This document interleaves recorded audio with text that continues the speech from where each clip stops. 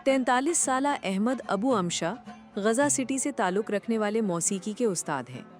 वो जंग के गुज़श्ता 19 माह के दौरान 12 बार बेघर किए जाने के बावजूद आर्जी पनाहगाह से अपना काम जारी रखे हुए हैं। जब भी उन्हें नकल मकानी करना पड़ती है तो उनके लिए मौसीकी के आलात और नोट्स सबसे पहले समेटने वाली चीज़ें होती हैं। अबू अमशा Edward Said national conservatory of music से वाबस्ता हैं और उन्होंने जंग से मुतासरा बच्चों के लिए एक गैर रस्मी प्रोग्राम गज़ा बर्ड सिंगिंग यानी गज़ा के परिंदे गा रहे हैं शुरू किया है। ये वो बच्चे हैं जो जंग के दौरान अपने घर, दोस्त या ख़ानदान के अफराद खो चुके हैं। शुमाली गज़ा के बेशतर तुलबा मेरे साथ ही बेघर हुए थे। हम सब ने एक ही जगह पनाह ली। हम इस वक्त जंग के हालात में पैदा होने वाले अलमिए और तकलीफ़ को कम करने के लिए मौसीकी की क्लासेस दे रहे हैं। भूख, दर्द और खौफ के बावजूद उम्मीद बाकी है। हम इन्हीं हालात में मौसीकी सिखा रहे हैं। ये प्रोग्राम खान यूनस से उस वक्त शुरू हुआ जब अबू अमशा ने देखा कि मकामी बच्चे मौसीकी का हुनर भी रखते हैं और गहरे सदमे से भी गुजर रहे हैं। उन्होंने बताया कि हमने खान यूनस के इलाके मवासी में इस काम का आगाज़ किया। उन बच्चों में बेपनाह सलाहियत थी और इतना ही वो दुखी भी थे। हमने बच्चों को साज़ दिए और उन्होंने हमें उम्मीद दी है। चंद रोज़ बाद जब भी अमन व अमान की सूरत हाल इजाज़त देती है, ये बच्चे उनके खेमे में जमा हो जाते हैं, मश्क करते हैं और अपनी धुनें मोबाइल फ़ोन पर रिकॉर्ड करते हैं। जंग ने बच्चों की दिमागी सेहत पर ख़ास तौर पर असर डाला है। यही वजह है कि इंसानी हुकूक के इदारों ने भी खबरदार किया है कि गज़ा की कम उम्र बच्चों में शदीद ज़हनी दबाव, बेख्वाबी, खौफ और परेशानी के केसेस आम हो चुके हैं। अबू अमशा ने मुशाहिदा किया है कि कुछ बच्चे ऐसे हालत में पहुँचे कि वो बोल भी नहीं सकते थे, उन्हें नींद नहीं आती थी, डरावने ख्वाब आते थे और अचानक खौफ में मुब्तला हो जाते थे।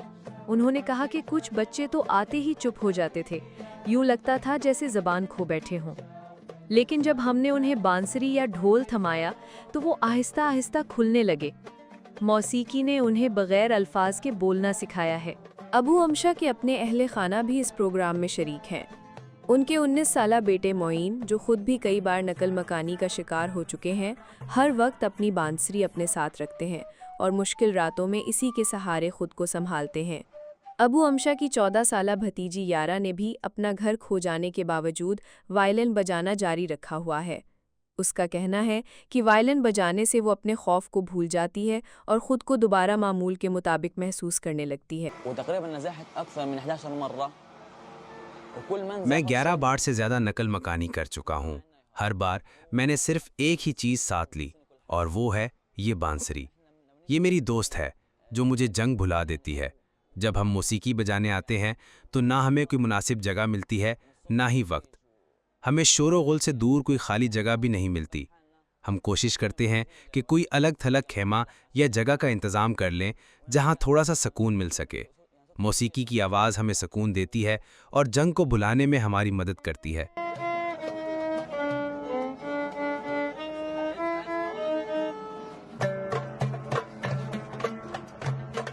अबू अमशा एक मोबाइल म्यूज़िक स्कूल बनाने का इरादा रखते हैं जो मुख्तलिफ कैंपों के दरमियान सफ़र करे।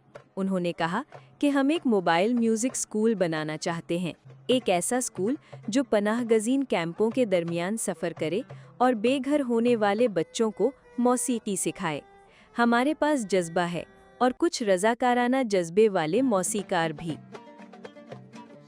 मुस्तकबिल के लिए अबू अमशा का इरादा है कि जंग के इख्तिताम पर वो अपने तमाम शागिर्दों के साथ एक कॉन्सर्ट मुनक्किद करे। इनके बकौल ये कॉन्सर्ट इस बात का ऐलान होगा कि गज़ा अब भी ज़िंदा है। जब उनसे इस कदर बड़ी उम्मीदों के हवाले से पूछा गया तो उनका जवाब था कि जंग के नारे आज बुलंद हैं, लेकिन तवील मुद्दत में मौसीकी की आवाज़ उनसे भी बुलंद होगी। हम जंग नहीं चाहते, हम गीत गाना चाहते हैं, साज बजाना चाहते हैं और अमन से जीना चाहते हैं। हमारे नगमों को खामोश ना करें। अब हमें एक बार फिर बेघर होना पड़ा है। हर बार जब ऐसा होता है तो मुझे खौफ महसूस होता है और मेरा दिल तेज़ी से धड़कने लगता है। जब भी मुझे घबराहट होती है मैं वायलिन उठा लेती हूँ। میں امید کرتی ہوں کہ جنگ ختم ہو جائے گی اور ہم اس درس گاہ میں واپس جا سکیں گے جہاں ہم پہلے موسیقی بجاتے اور تعلیم حاصل کرتے تھے۔